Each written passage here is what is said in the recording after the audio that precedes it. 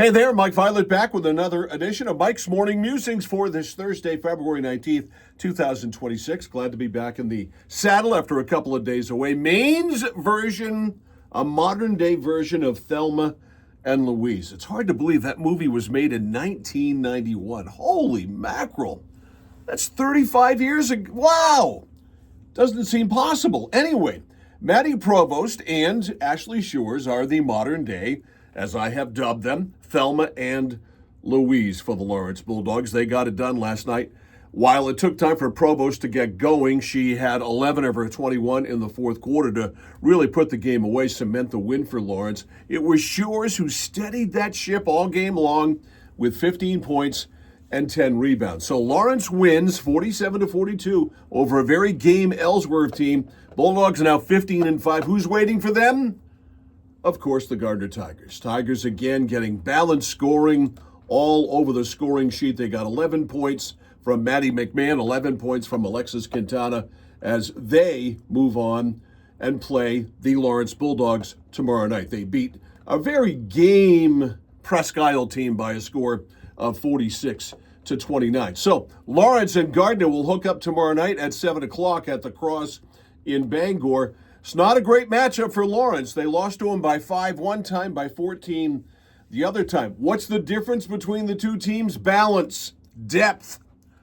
Last night you got 21 points from Maddie Provost, 15 from Ashley Shores. My Waterville High math tells me that's 36 of the 47.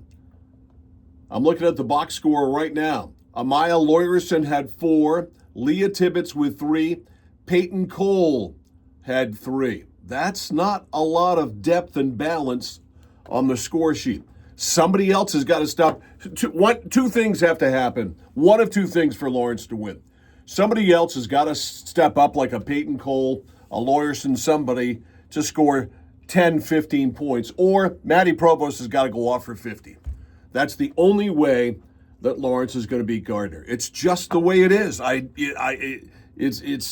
The Thelma and Louise aspect of Lawrence is magnified even more when you get to games like this because you are playing the iron of the league. So it'll be Gardiner and Lawrence tomorrow night in one game. Gardiner and Coney, the boys matchup in the other game. Anytime Gardiner and Coney play in any sport, it's always a lot of fun. They played 2 great games this year. The first one was 97-90.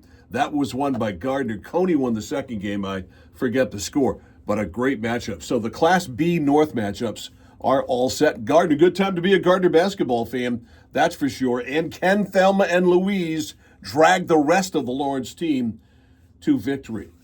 Well, moving on. Cooper Flagg, it's a long way from Nokomis High School in Newport, Maine, to The Tonight Show starring Jimmy Fallon. But that is the road that Cooper Flagg has traveled. He's going to be on The Tonight Show Monday night, this coming Monday night, the 23rd. The other guests that night, comedian Tracy Morgan, actor Nev Campbell, and South Korean girl group, I've never heard of them, Twice. They'll all appear along with Cooper Flagg coming up on Monday night. One more thing here on Mike's Morning Musings this morning.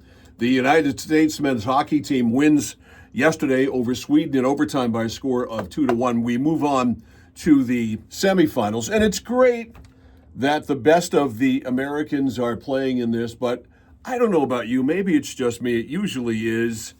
Maybe it's because I'm old and I was around, in 1980 when I was a young man, 20 years old, and college kids, earnest young college kids were playing, led by Mike Eruzione, who was a mediocre player at best. Couldn't make it in the pros, so he went back and played for the Olympic team and was a great captain for that Olympic team. But it's not the same feeling. I mean, you see all the players out there that we watch nightly in the NHL. It's just not the same feeling.